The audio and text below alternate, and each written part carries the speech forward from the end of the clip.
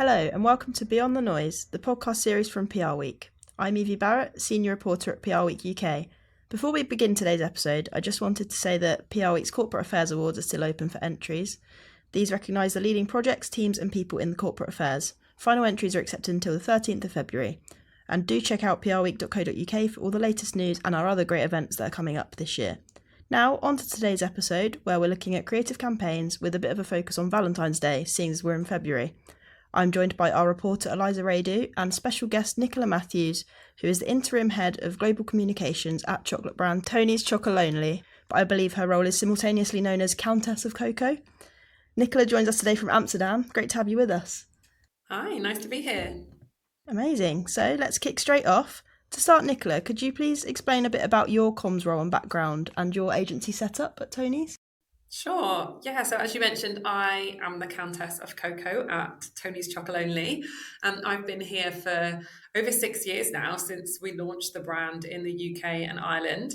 So ordinarily, I'm the head of marketing for the brand in the UK, but for the last 5 months, I've been interim global head of brand comms, working in our global team here based in Amsterdam, covering maternity leave for the lovely Julie. Our agency setup. So historically, I think since we started, we've done a lot in-house at Tony's because we are that typical scrappy challenger brand. But as we've grown globally, we've definitely needed to lean more on external creative friends, as we call them. Earned media is really in our bones at Tony's because the whole story of Tony's Chocolonely started with a team of journalists who were doing a series of PR stunts in Amsterdam to draw attention to the bitter truth of the chocolate industry, that there is forced labour, child labour and deforestation that is rife on cocoa farms in West Africa. So that is how the brand was born out of real journalistic roots. So when we've launched the brand in the UK and the US, Germany, the first agency we've always brought on to support us has been a PR agency. So in the UK, we work with The Story, and they're a boutique agency whose expertise is in food and drink, and they've been with us since the beginning. And then we also tend to outsource expertise that we just don't have in-house, or it wouldn't make sense to have in-house, like experiential, and we've just brought on a media buying agency partner. But we do have a creative team in-house, but when we need to kind of supplement what they can do, we bring in other kind of creative agencies around the world. But yeah, I wouldn't say we've nailed our agency global setup yet. I think we're still flirting with different agencies and different ways of setting us up. We're still figuring it out and learning what the right match is for us in all the different markets, as well as a global team. So what do you look for in a consumer agency, and what stands out to you about the PR agencies you currently work with? The things we look for as an agency partner is definitely challenger brand thinking.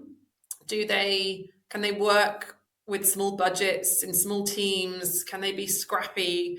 Do they challenge us to think outside the norm and be true to our brand and our mission and do things that no other brand could or would do? Like sometimes you get cold emails from companies and the ideas they're pitching to you is stuff that Cadbury's could do or any other chocolate brand could do. And therefore we just know it's not the right kind of bold thinking for us. So I think that's one.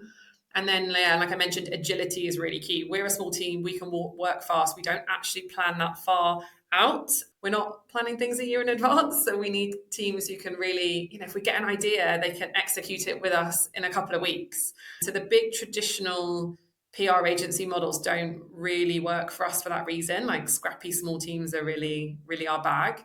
And then the last one I think is relationships. So that is such a big one. At Tony's, we say we're crazy about chocolate and serious about people. That's serious about those who work at Tony's, serious about cocoa farmers that we source from.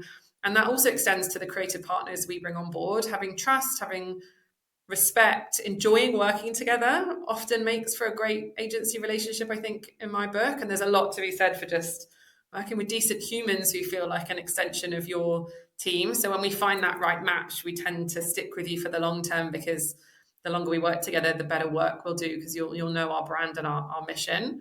So yeah, I'd say those are the things we look for, and those are the things that you probably would find in common with the agencies that we've worked for the longest across all of our different teams and markets.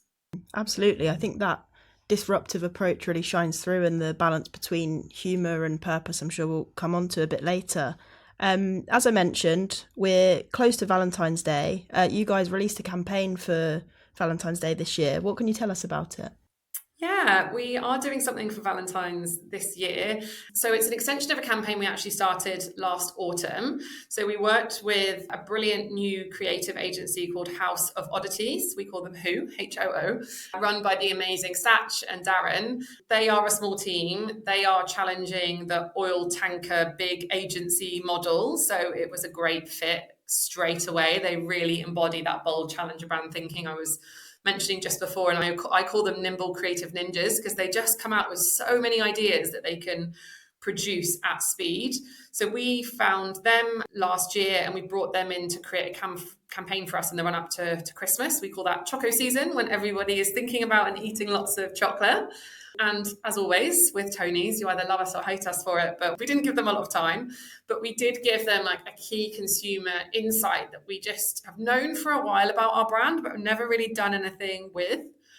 And that is that people think our brand name is Tony's Chocolonely, but it's actually Chocolonely with an L. And that is because the journalist Tony, who started the brand, felt that he and the team of journalists were on a lonely fight to end exploitation in cocoa because none of the big chocolate companies wanted to work with them to fix it. So when people find out that our name is Chocolonely, they have this real like aha moment of, what, really? Like they genuinely think we've changed the name or we're playing a trick on them. It's one of those Mandela effect things that happens, and it makes people stop, think, and then it also opens us up to be able to talk about our mission because it's about exploitation in cocoa. So it gets their attention, it makes them feel something, and we can communicate our mission, which is, brilliant for a campaign for us. So we gave them that insight, and they came up with some great copy lines, worked with some of our internal creatives and copywriters, and they brought a campaign to life in 8 weeks, from brief to media going live, all centered around that message that we're lonely, not lonely. So we used that in lots of different media channels. We did out of home in London, we did it nationwide on paid social, and it was really designed to drive a lot of UGC. It even landed in the press because we got some people really filming themselves like in shock that they just discovered like the real meaning of our name. So it was really lighthearted, designed to capture attention at a key seasonal moment for us, but also linked to our mission when you've got longer form channels. So it's a bit of a test. So that was pre-Christmas. And then we thought, well, hang on, the message of we're lonely is perfect for Valentine's Day. And Valentine's Day is in the lead up to the other massive choco season for us, which is Easter. But all the other big chocolate companies are spending all their money, close to Easter, and actually Valentine's Day, there's less going on. So we've got more of an opportunity to cut through in a less kind of crowded and expensive media market. So we thought, right, we'll do another burst of it. And the brilliant team in the UK have pulled together a really creative campaign that's designed to the messaging has shifted to be about Valentone. So stop us being lonely, be our Valentone, and talks about different yummy flavors. So, and it's designed to do 3 things. So capture heads, capture hearts, and capture hands.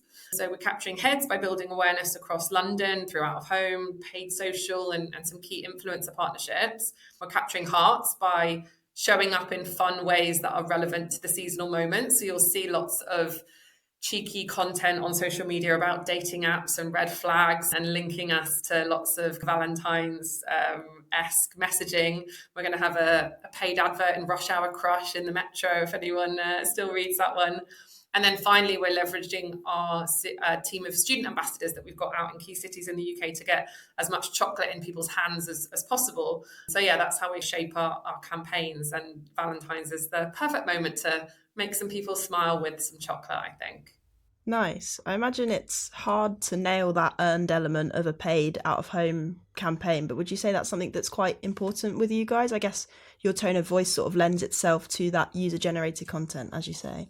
Yeah, I would say everything we do at Tony's is earned first. Like we simply just don't have the budgets to be a paid first brand. We can't cut through with cash. So we have to cut through with the creative idea, and we can't pay for the same reach that our big chocolate competitors can. So we have to earn that reach. And the way of doing that is by, capturing people's attention, doing something funny or shocking, making them smile, making them feel something. And then if the idea is strong enough to drive that earned, then it's often the right thing to then amplify more with paid. So all of our campaigns, we try and have all these different touch points that pull together to really amplify that one message. So interesting. So what are other Valentine's Day campaigns from other brands that stood out to you? You know what? I haven't actually noticed that many this year, but the things that always stand out to me, I mean, who works harder than the Marks and Spencer's food innovation team? Honestly, like the amount of incredible stuff. That's the one thing I think I've missed, apart from Yorkshire tea, which my friends have had to like bring over to me on the plane. That's the one thing I've missed being in Amsterdam. Like Marks and Spencer's just nail it every time for me. And I think what they've done with like their characters, so Colin and Connie and Percy the pig and these brand worlds they've created around them that then mean that they can launch incredible products for every single season and every single moment of the year. They've got their own web page, they've got their own social channels. So yeah, I think they've launched some Colin and Connie, they've had a Valentine's makeover and they've got some beautiful products, Spencer the Bear and all these different gorgeous chocolate and sweet treats. So that caught my attention. And then another one, which I think is hilarious, is Alex, our global PR lead, sent me something brilliant yesterday. You'll have to look this up. It's a bird treatment center in Alaska have launched a fundraiser called Love Hurts. So for a $10 donation, the staff will name a mealworm after your ex and feed it to a crow. And for $100, they will name a rat after whoever you want to name them after and feed it to a falcon. I thought that was absolutely brilliant. Apparently it doesn't actually make them much money, but they're just this small rural bird treatment center in Alaska, and they've managed to do something to create this buzz online, and it creates their community. And I just think that is so genius in its simplicity and its consumer insight around Valentine's Day. Yeah, it's amazing. So, Nicola, in your view, what makes a strong Valentine's Day campaigns? Like, what are the do's and what are the don'ts? To be honest, this is the first time we've run like a bigger campaign at Valentine's Day, but I think my advice would be the same as at any other time of year. Be really clear about what you're trying to achieve and who you're trying to talk to, and at all costs stay true to your brand codes, your tone of voice, and be authentic to your brand versus just jumping on a trend for reach. Like that can get you reach, but is it sustainable? Is it authentic? Is it building the right memory structures and the right positive brand associations versus just eyeballs? So that could be a waste of time in the long term. I actually think going back a few years, one of the brands that nailed it at Valentine's Day was Bloom and Wild. Do you remember their No Red Roses campaign? I think that was, so they basically had they do tons of consumer research. They listen to all their customer service. They do lots of market research and surveying consumers all the time. And a few years ago, they did I think they asked some questions about what did people not want to receive at Valentine's Day. And lots of people came back and said, actually, the red roses were cliche to them and a bit like not thoughtful. So they really took that like real consumer insight and they decided, right, we're not going to sell red roses at Valentine's Day. Like that doesn't fit with our brand. And I think it sounds like really bold, and it is, I guess, for a flower company, but because they knew that it was rooted in consumer insight, they really backed it, and it got so much press back then, and yeah, probably saved them a ton of money because I'm sure roses are the most expensive flowers, but probably was a win all round. So yeah, just being clear about what you're trying to achieve and staying true to your brand. I think that's just advice for any time of year, really. Yeah, and I think going against the mainstream can work if, as you say, if you've got a reason to do so. I mean, I think Galentine's is pretty well established now as an alternative to Valentine's Day. And I saw that the greeting card company Thoughtful put out some research on Palentine's now, expanding it to friends more generally. So I think sort of anti-Valentine's and anti-any occasion really can work if there's a strategy behind it and a reason to do so. So as a brand, Tony's has been known to jump on some PR trends. I'm thinking particularly of the recent Cadbury's chocolate sharing campaign, which you hijacked to highlight cocoa exploitation. How did that come about and how effective have you found that to be from a PR perspective? So we have a newsjacking channel, a Teams channel at Tony's. I think our brand lends itself really well to that type of again, we're very agile on being able to move quickly and jump on things and hijack the cultural or news agenda to get our message across. So when that Teams channel is often buzzing with ideas that, I think there's about 40 people on it, anyone can kind of put something in there. And we tend to find the ones that catch fire, even within that small group where people are like, yeah, we should do something. It could be this, it could be that. When that energy comes behind it, we know it has legs. So then we'll form a smaller group, generally with someone from our creative team, a copywriter, one of our social leads, and probably someone from the local marketing team where it's most relevant to finesse it. And that Cadbury's one we turned around, I think it was in 3 hours. So that's, that the Cadbury's one, for if people haven't seen it, obviously a couple of weeks ago, they came out with their sharing bars that they were unequally divided and unequally shared between, to talk about different humorous everyday occasions. So I think one was who cooked, who cleaned, and who ate. So there's what unequally divided. We were like, our bars are unequally divided. There's got to be something in here that we can use to bring our message out there. So what we did was create a visual that said who's ending exploitation in cocoa, who's also ending exploitation in cocoa, and who's still ending exploitation in cocoa, because that is what we're all about. By buying Tony's and sharing our bar or not sharing our bar with someone, you are helping us to end exploitation in cocoa. Every bar helps us get closer to that mission. And I think it resonated because people love a bit of a David and Goliath story, don't they? But also it was just so true to our core as a brand and our mission. And it was poking fun, it was lighthearted, and it reached hundreds of thousands of people on Instagram and LinkedIn. Just was a few hours of internal work. So I think a pretty nice win. Not all of them do that, but I think when you're set up to put out those ideas at speed, even if just one works every few, then it's worthwhile. So cool to hear about that process, and obviously being so agile is really important. As you said, people love that rivalry between brands, but I think sometimes certain brands, not you guys, but more broadly, people are accused of being too forceful with it or getting criticism for striking the wrong tone. How do you avoid that and make sure that the things you're newsjacking kind of hit the right tone? Yeah, I think it goes back to what I said before about just jumping on any trend versus being really clear about the ones that are right for you and your brand and your mission. Like, we're so clear on our North Star at Tony's Chocolonely that we only exist to end exploitation in cocoa. We're also really clear on our brand personality, which is we want to be disruptive, impact-driven, creative, positive, and witty. We don't want to tear others down. We want to invite them to join us, because we can't actually change the whole chocolate industry just by ourselves. We will only be successful if other brands that buy cocoa from West Africa join us and adopt our way of sourcing. So if we get that balance right and we talk to the right things, it feels genuine, authentic to our brand, and it gets the right attention. But we've also had our fair share of criticism as well, over the years. I think when you're also a true purpose-led brand, there are always people that want to find you out or have that kind of gotcha moment.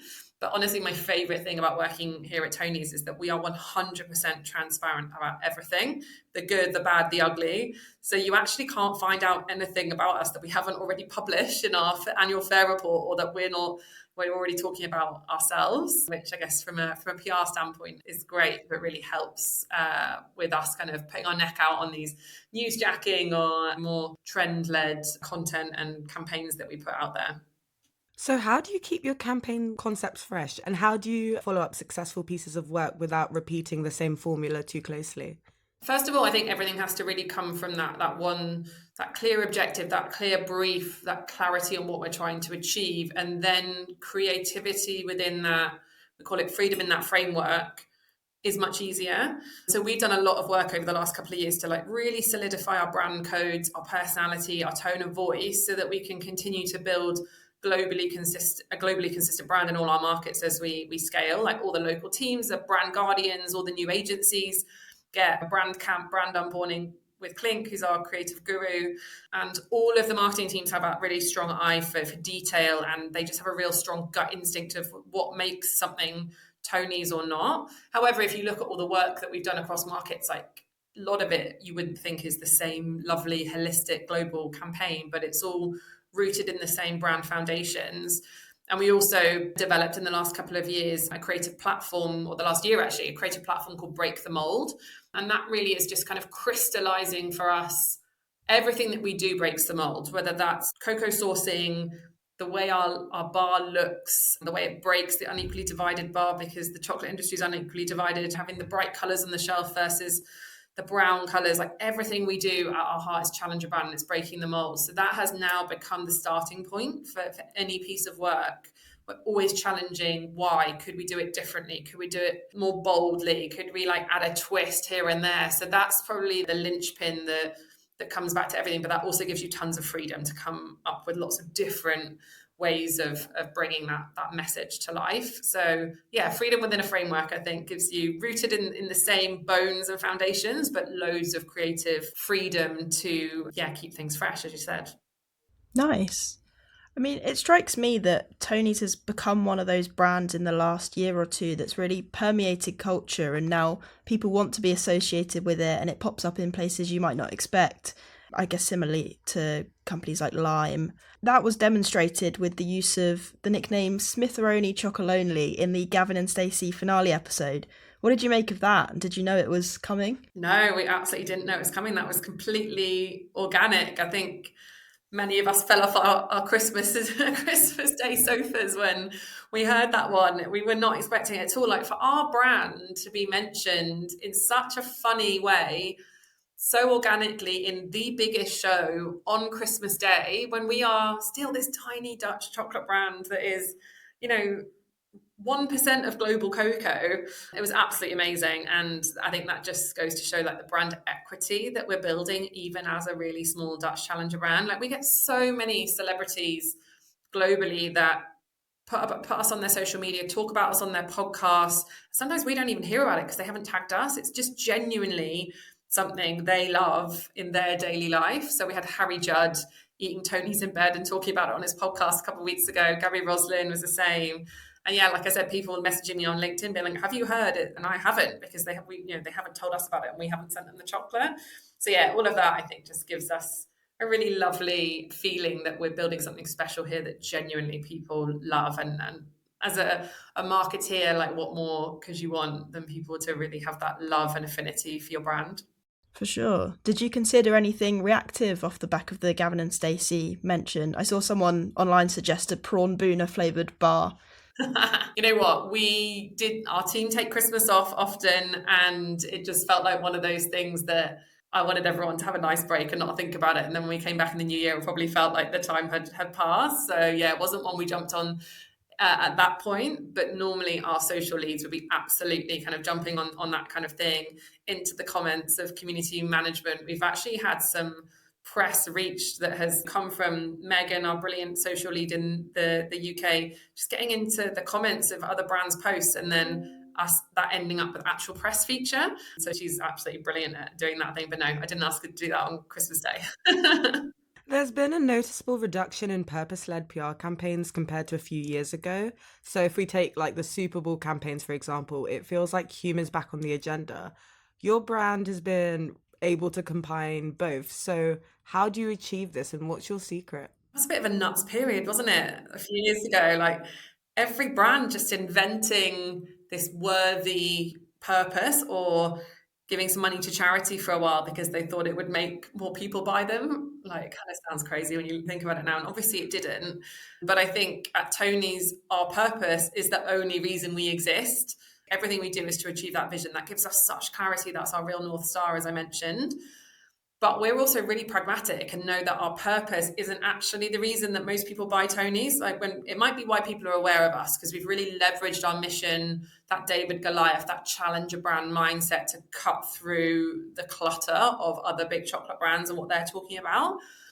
Because we talk about it in a bold way to get attention. So they might know about us because of our mission, but actually they're buying us because they want a sweet treat and the chocolate is actually delicious.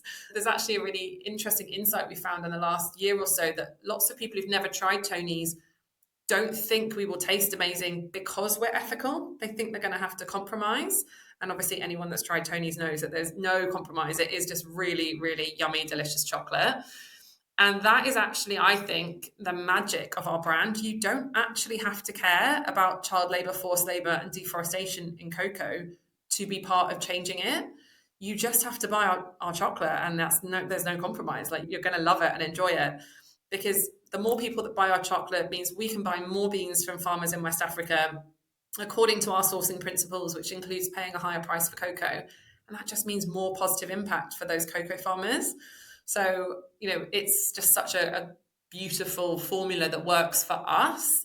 But consumers are so smart, and they can spot inauthenticity a mile off. And I think right now, like, the bar has been raised, and giving 1% to the planet, or even just being a B Corp, is not a reason alone for people to buy your product anymore.